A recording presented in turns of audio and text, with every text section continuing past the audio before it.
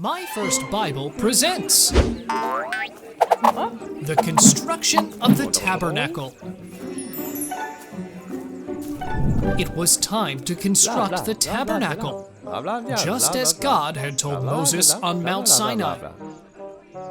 Moses explained everything they had to do to the Israelites. This is what God has ordered. Take from your belongings an offering for God. With generosity in your heart, bring God gold, silver, bronze, precious stones, skins, and fabrics. Moses also told them they would need agile men and women who knew of carpentry, crafts, weaving, and embroidery. For this construction, there would be 2 people in charge. Look, people of Israel, said Moses. Jehovah has named Bezalel, grandson of Hur, from the tribe of Judah. You spell grandson. And he has filled him with the Holy Spirit, with wisdom, intelligence, and creative capability to do the artistic work on gold, silver, bronze, and precious stones. He has also chosen Aholiab from the tribe of Dan, who he has filled with wisdom to make all kinds of crafts and designs on all the fabrics. And so, Bezalel and Aholiab carried out the work for the tabernacle, just as God had ordered, together with the people who had the same artistic spirit, and to whom God had given the ability to carry out the work. The Israelites brought many offerings. They brought gold, silver, bronze, precious stones, skins, and cloth for the tabernacle. Day after day, the people kept bringing more and more offerings, more than was needed. So Moses had to tell them that enough was enough, and not to bring any more. Thus, the Israelites stopped bringing offerings.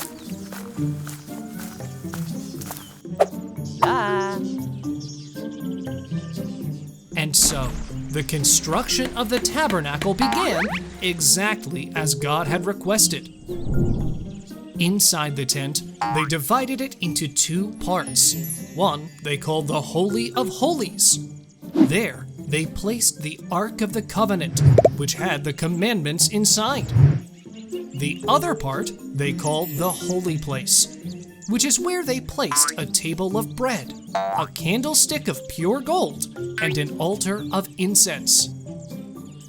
Outside the tent, they built and placed the altar of burnt offerings, where sacrifices and offerings would be made to God, a bronze fountain, and an atrium at the entrance of the tent. And like that, they built the tabernacle. It was also called the sanctuary, which in Hebrew is Mishkan, which means dwelling. God had chosen Aaron as the high priest of Israel, and his sons as priests. They were the ones who were going to represent God before the Israelites, as well as coordinate the worship of God and the sacrifices or offerings. A special garment was prepared for them. Aaron, as the high priest, wore a pectoral, which had 12 precious stones. Each one of them had the name of the 12 tribes of Israel engraved. On the turban, he had a plate of pure gold, which was engraved, Holiness to Jehovah. Finally, the tabernacle was complete. Moses inspected the work and saw that everything was exactly as God had wanted.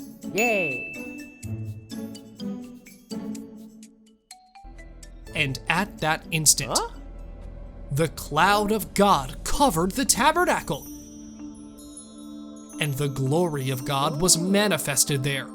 Moses could not enter the tabernacle because the cloud prevented him from doing so, and the glory of God filled the entire sanctuary. Whenever the cloud moved from the tabernacle, the Israelites were to leave camp and follow the cloud. But when the cloud stayed in the same place, the Israelites were also to stay, just as it was in the desert. God called Moses from the tent, giving him instructions on what to do in the tabernacle. God wanted the people of Israel to be holy. Holy means to be set apart, or set apart for a purpose. God wanted the Israelites to turn away from sin to live among themselves. Since sin kept them away from God and brought death. And since God is holy and pure, any impurity, even the smallest, would drop dead in the presence of God. And so, for the people to be free of sin and impurity, God explained how to become holy through 5 types of sacrifices or rituals. 2 of them were a way for the Israelites to thank God for what he had given them before, offering him a gift from their harvest or livestock. The other 3 sacrifices were a way to ask God for forgiveness. When an Israelite sinned, he had to offer the blood of an animal so that it would die in his place. The Israelite who committed the sin had to put his hand on the head of the animal and symbolically pass on the sin he had committed. Then the animal would have the sin, and that is why it had to be sacrificed and burned on the altar of holocausts. Oh my God!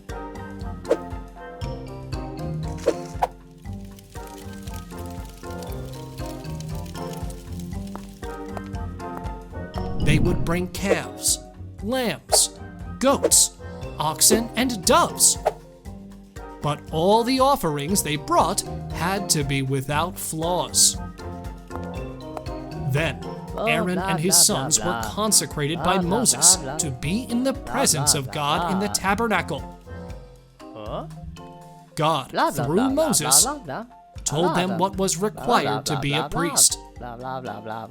The priests had to remain holy because they represented the people before God, but they also represented God before the people.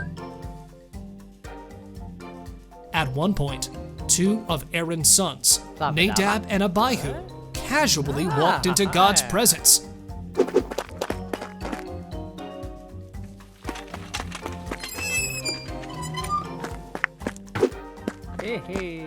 Each carrying his censer, and offered God a fire that he had not commanded. Immediately, a fire from God consumed them both, and they died.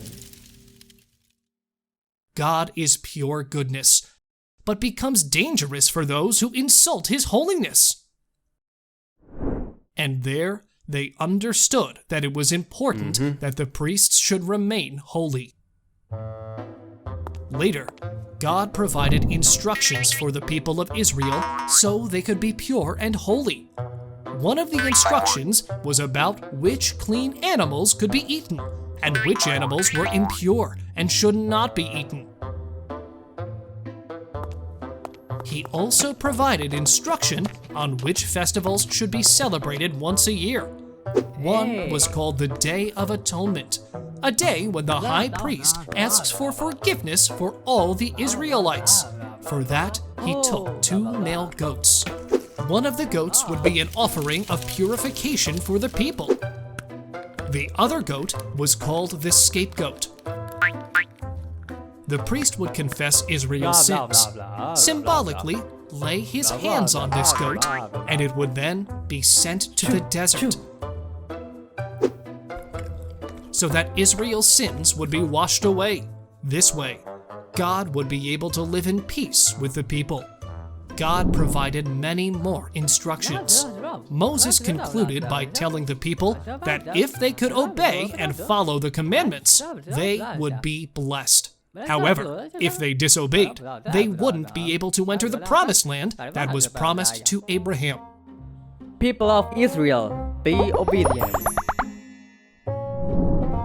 And these are the commandments that God gave to Moses for the Israelites on Mount Sinai.